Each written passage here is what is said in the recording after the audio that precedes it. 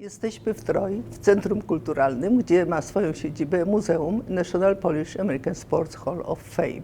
Jest to organizacja, która w tym roku obchodzi 50-lecie istnienia. Organizacja, która promuje sportowców, amerykańskich sportowców we wszystkich dziedzinach sportu, ale polskiego pochodzenia.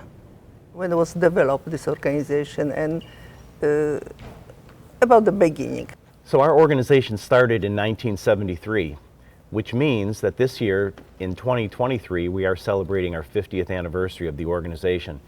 And the way it started was as an offshoot of an event that I think people might be familiar with, and that's Polish American Night, which back then was at Tiger Stadium. Mm-hmm. So in 1971, they held the first Polish American Night in Tiger Stadium, and it was organized by a Hamtramck, Michigan school teacher by the name of Leon Zarski.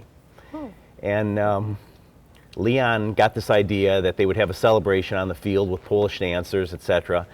And sitting in the press box while all this was going on in 1971 was another gentleman by the name of Ed Brawalski. And Ed, at the time, was the official scorekeeper for the Detroit Tigers. So Ed was looking down on this, and he said, what a great idea. We should do this permanently. Not just one night, but we should have some kind of museum, perhaps, to honor Polish American athletes. So it took about 2 years. Ed Brawalski, Leon Zarski, Father Ted Blasczyk from Hamtramck, and a few other individuals organized. And 2 years later, the first event was held at the Polish Century Club in Detroit in 1973, and the organization was formed. About the name, National Polish American Sports Hall of Fame. The idea was, the key elements to that are national. We want to convey to everybody that we are not a local organization, we are a national organization. And when we talk later about our inductees, you will see that we are a national organization. And every member, every inductee that comes into our Hall of Fame is of Polish American heritage. So they are Americans of Polish descent, essentially. So that incorporates all the elements of who we are into our name, the National Polish American Sports Hall of Fame. What is the kind of discipline? We're very proud of the fact that we represent, I think it might be up to about 24 different sports disciplines. So we have male and female, we have amateur and professional, and we started out, I would say, featuring inductees from some of the major sports, baseball, football, basketball, and hockey. But one of the things we are very proud of is that we've expanded. We now cover, as I said, I think it's 24 or 25 different sports, including swimming, golf, bowling, just a whole variety of different sports.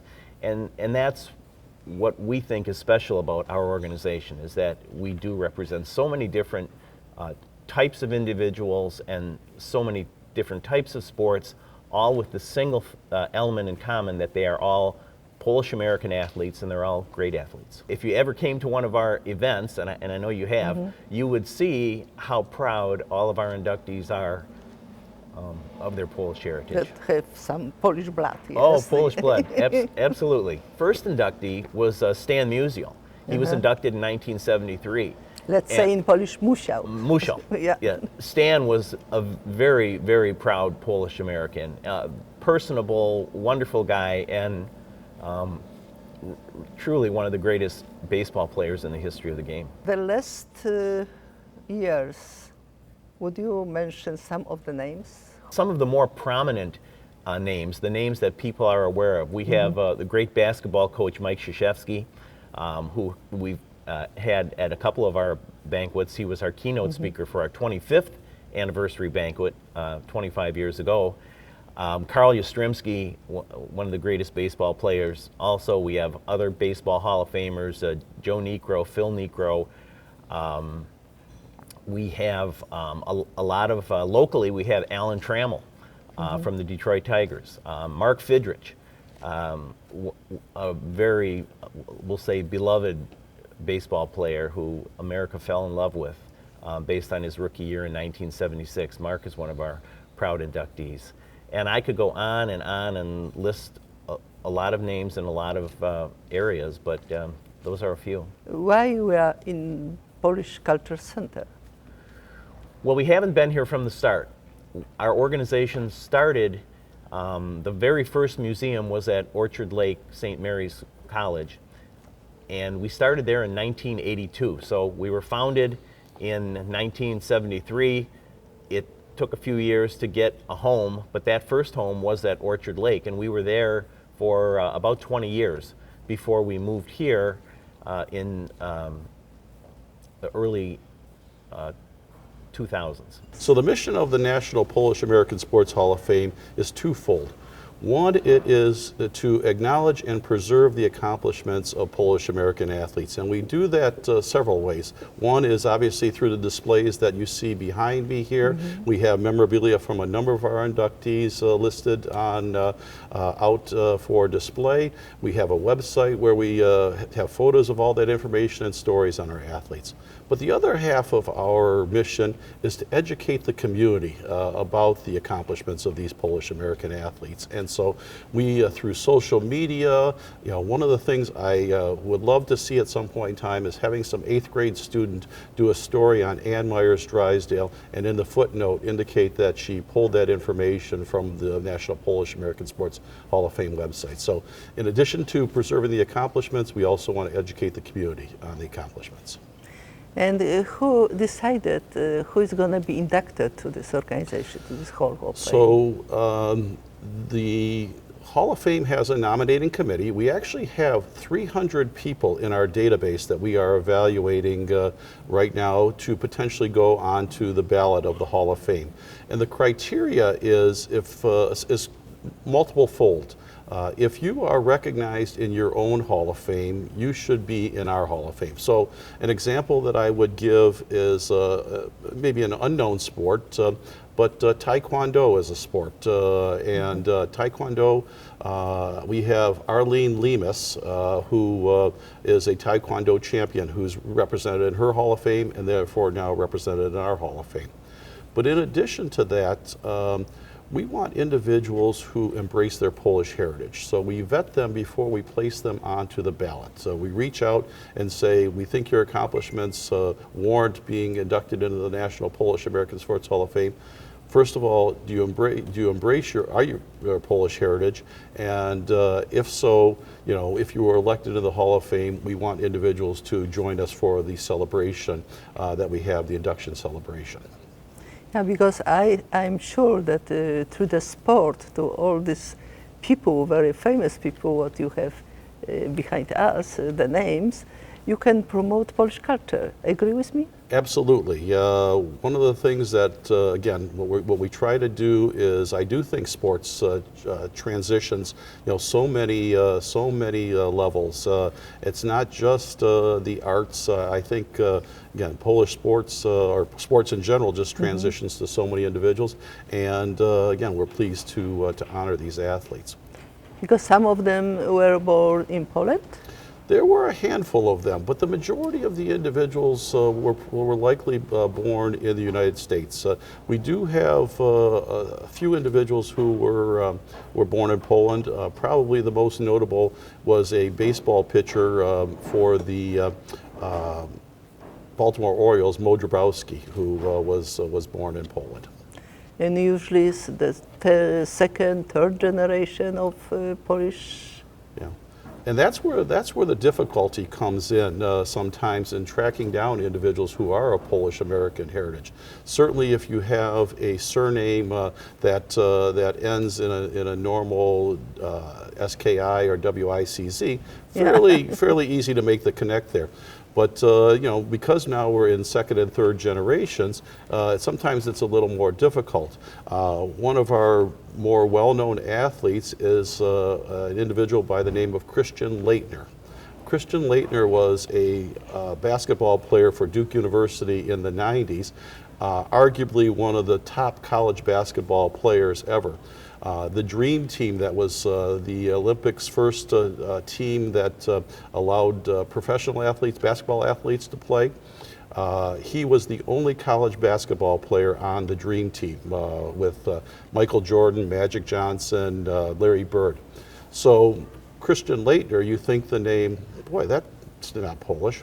Well, we didn't know that either. So one day his mother calls us and says, how come my son's not in the National Polish American Sports Hall of Fame?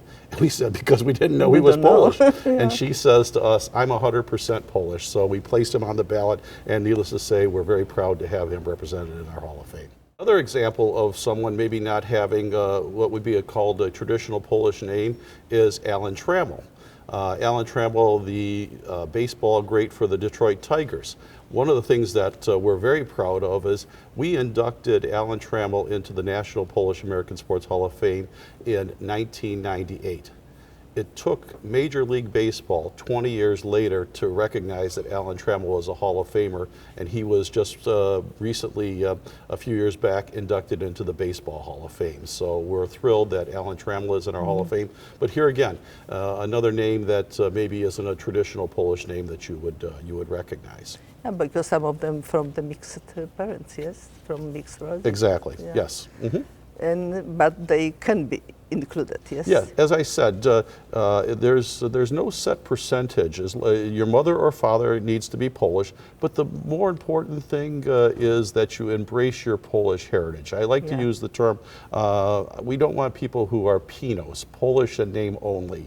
We want to make sure that they do embrace their Polish heritage. And it's really very warming that when you come to our banquet and these athletes walk in and they see the plaques and they see the memorabilia of other athletes that they are inducted with, it really hits right to the roots of their home. And the speeches that they give about their Polish heritage are very moving, very emotional, very poignant. That when you decided about this sportsmen, you know that they are taking care of the Polish tradition, yes? They promote the Polish tradition. Certainly, and again, we are the National Polish American Sports Hall of Fame. So our athletes cover not only the United States, but actually even North America, because we do have some individuals hockey players specifically, who are from North America. And one of the things that we find out is that they do promote their Polish heritage in their own communities. I was in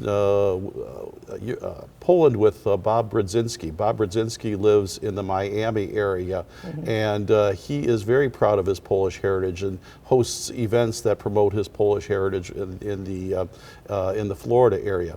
Randy Stoklos, who is a volleyball player for us, lives out in California, along with Ann Myers Drysdale, and the two of them go to events where they promote their Polish heritage. So again, by honoring them here, I know that's advancing the Polish heritage throughout the United States. But have you heard about Gortrat, the basketball player? The basketball player Marcin Gortat, we've just become aware that although he's originally from Poland, born in Poland, he has received American citizenship. So now he has dual citizenship. And in that particular case, he would be eligible potentially to be placed on our ballot and in the National Polish American Sports Hall of Fame. So moving past our 50th anniversary, there's the potential that you may see him on our ballot in the future.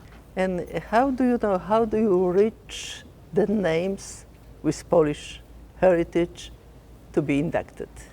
So the process of evaluating and reviewing individuals has changed over the years. And on some level, it's gotten a little bit easier with the internet, but on another level, it's gotten a little more difficult, especially with the